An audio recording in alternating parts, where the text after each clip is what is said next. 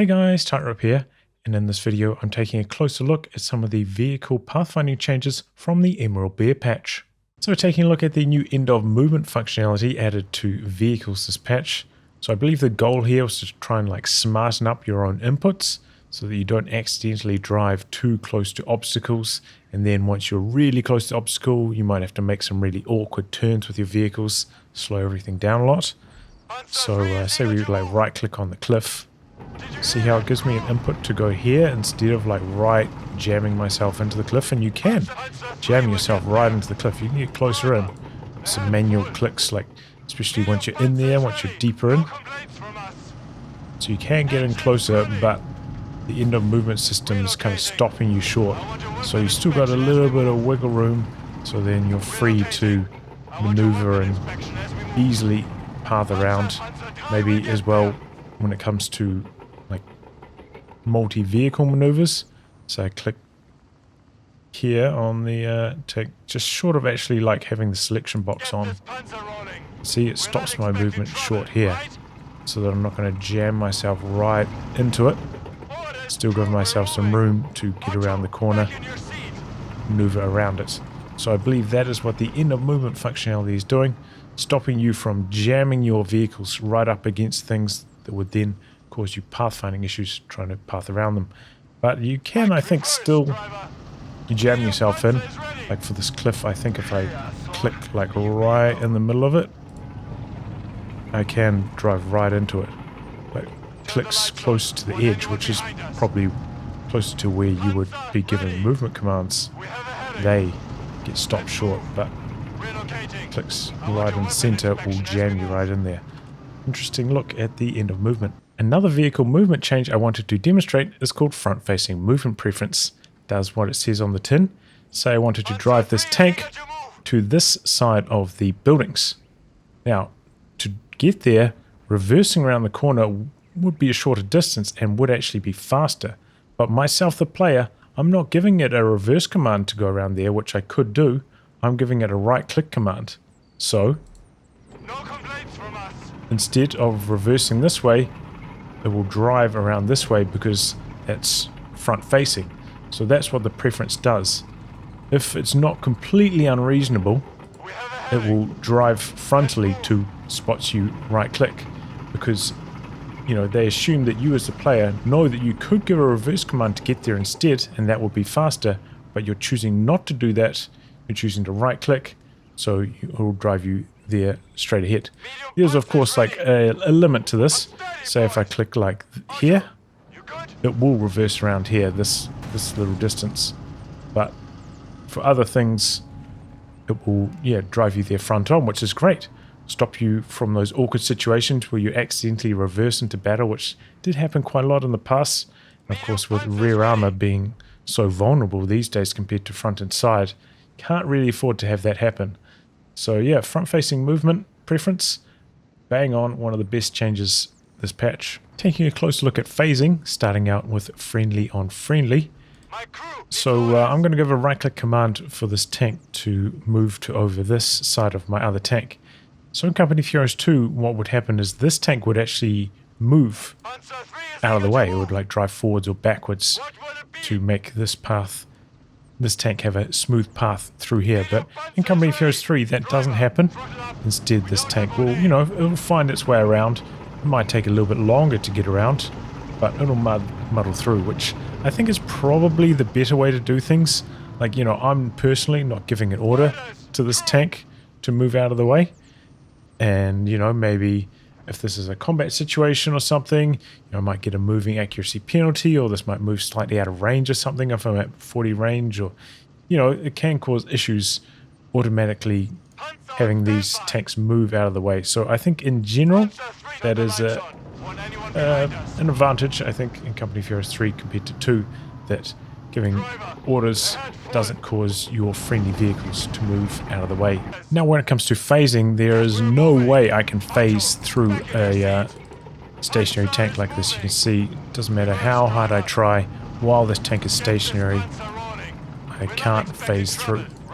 Looks like I can actually squeeze through that little gap there instead. But yeah, Stationary tanks, you just cannot phase through them whatsoever. Also on Company Furious 2, there was a bit of a trick when it comes to phasing. If you used attack ground with the stationary tank, you could then drive through it. But as you can see, that is definitely not the case in Company Furious 3. Attack ground on the stationary vehicle does not allow you to phase through it.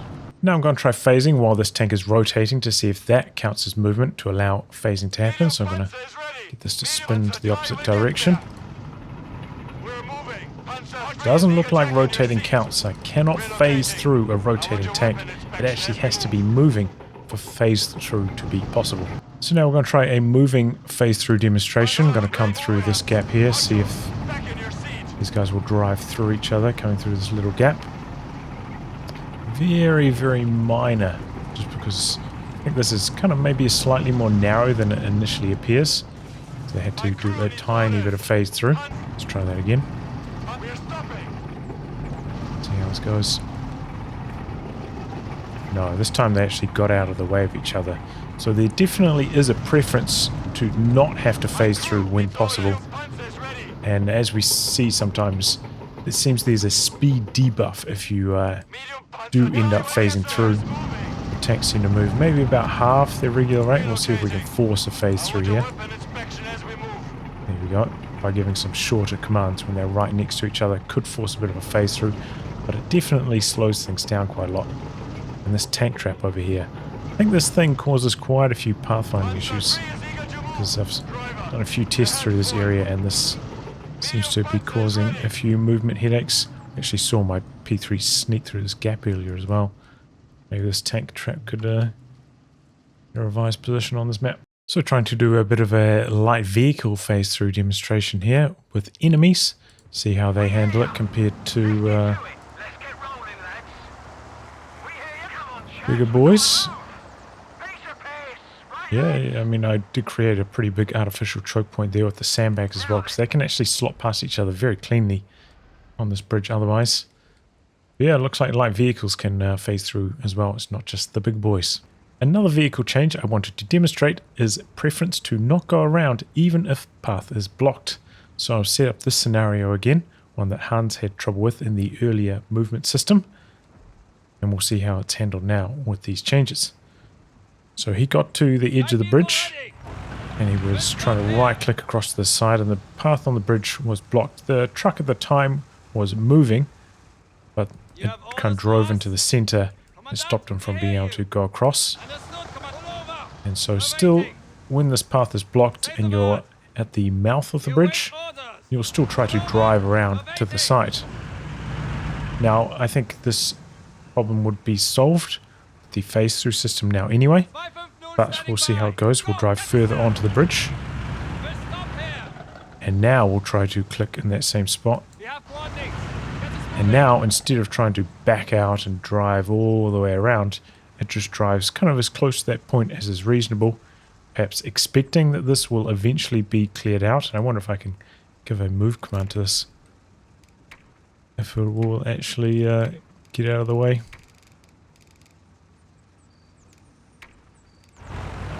Yes. So as the obstacle clears out, in this case the vehicle, my unit will then complete its movement command.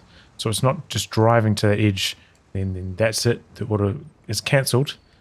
Once the obstacle is cleared out, it will continue that movement command and it'll drive through. So yeah, that's a look at, what was it called again? It's a mouthful. Preference to not go around even if path is blocked.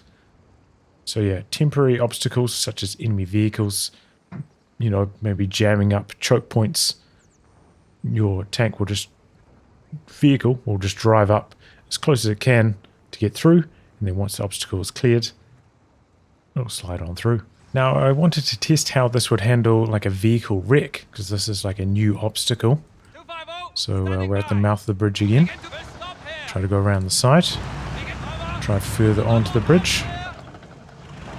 And yeah, so it sees that as a permanent obstacle that won't clear up.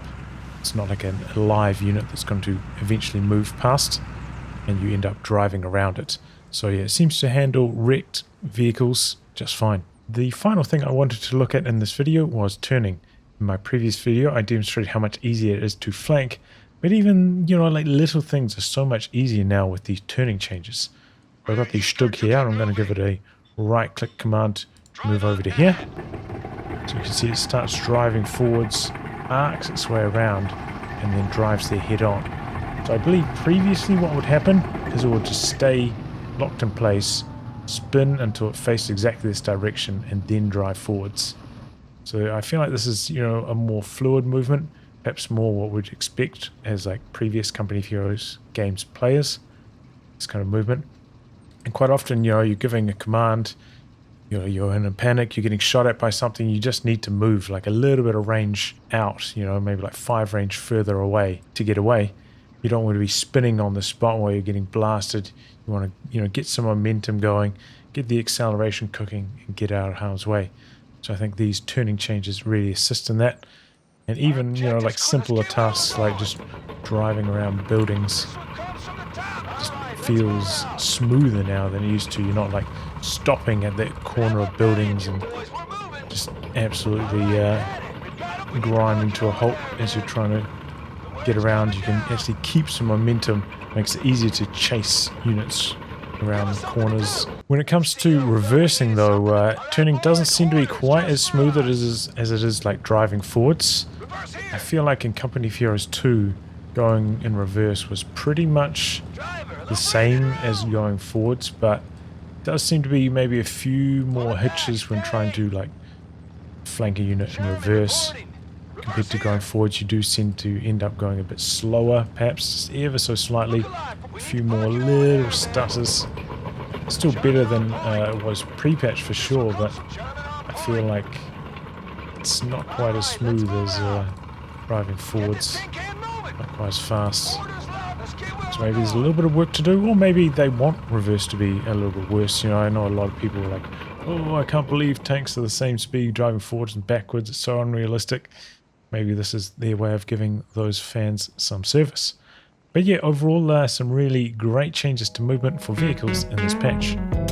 And if you enjoyed this video, I hope you consider coming on board as a Patreon backer.